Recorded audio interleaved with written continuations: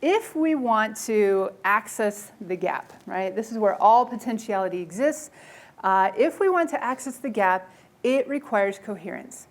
Now, even in physics, if I want to excite an electron into a higher energy state within that atom, I need to send laser-like light, laser-focused light, into the atom, and then it excites. It has to be laser-focused.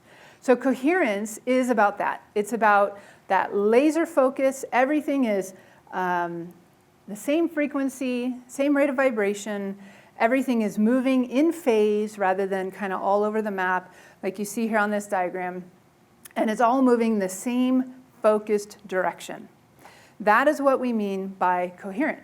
So we need to achieve coherence as well. And this is, the big key is how do we do that? Now, we are multidimensional beings. We have many vibrational rates and modes of operation within us. We can talk about body movement, breathing rate, heart rate, brain waves, biorhythms, heart rate variability. There's all these different frequencies that we, just in this physical body, operate in. And so, but then beyond that physical body, we also have soul, we have spirit. And there's this full spectrum of vibratory rates that we have access to.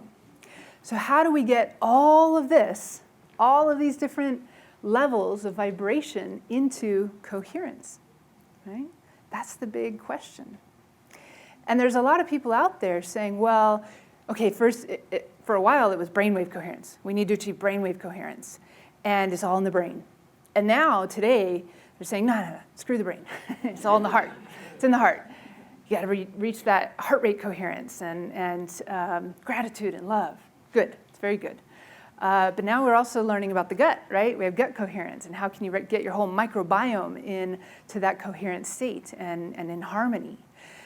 These three centers were talked about in ancient metaphysics. The three chi centers, the life force centers. I propose that we need to go even deeper. We need to go to the quantum realm. And rather than trying to create coherence from a top-down or an outside-in, inside-out. Vibrate. Yes, but from the inside out, right? From the bottom up, from the foundation of who we are, up. We are quantum beings. So let's access that quantum state and create that quantum coherence and then flow that into all the other levels of our being, which are built upon quantum levels. Yeah?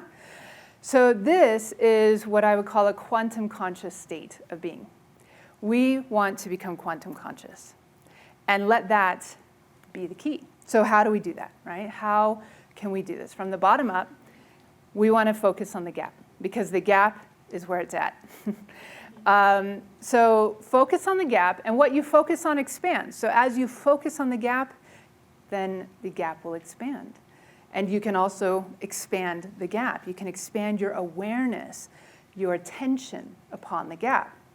So whether we're talking about the silence between the sounds, the empty space between objects, the pause between the in-breath and the out-breath and the in-breath, and you focus on that stillness amongst the movement. And as you focus on it and you bring your whole being and your whole attention into that, and you surrender into that. A lot of times when people are meditating, they're super active, right? They're breathing, they're chanting, they're doing guided visualization. They're all good. But first, before you can really get the maximal impact out of all of those active meditation forms, we need to access that stillness state first.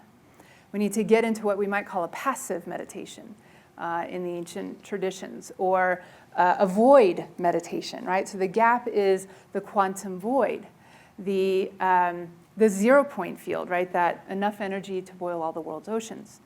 So this is the key, the main key when it comes to accessing quantum state. Now we'll come back to this, but I want to venture on a little bit into the DNA and how the DNA and the quantum field interact.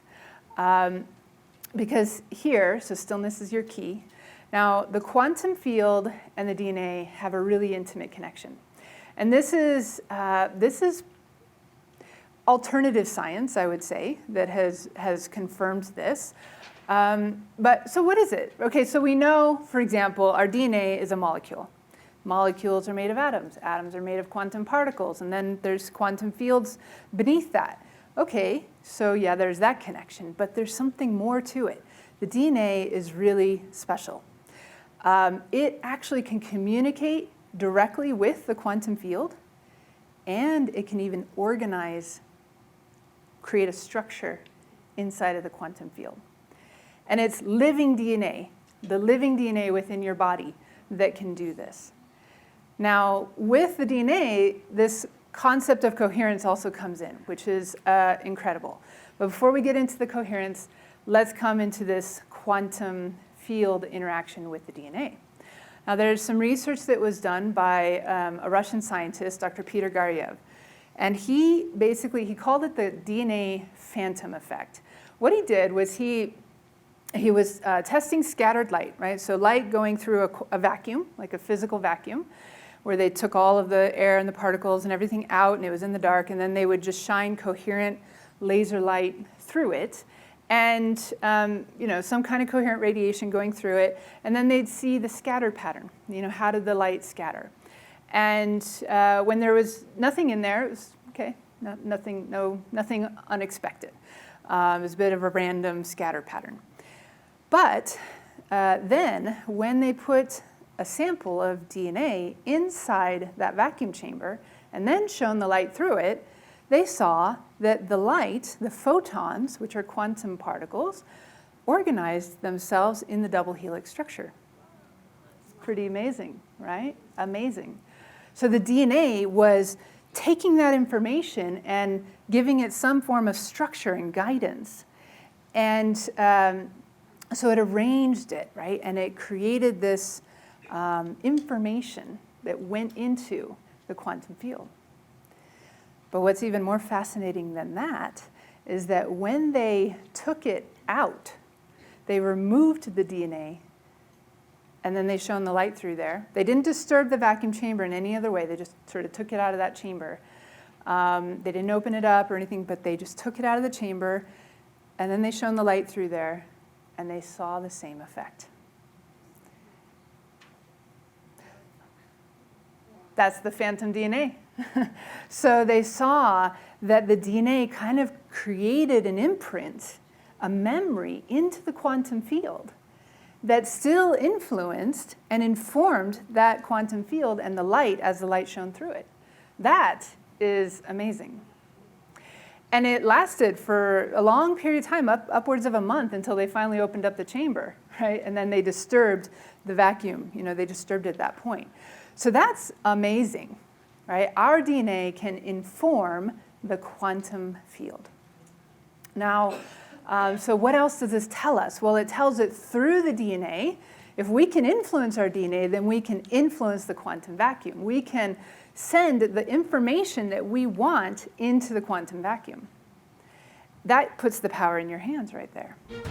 Gaia presents Gaiasphere Event Center. Immersion. Dr. Teresa Bullard-Wyke.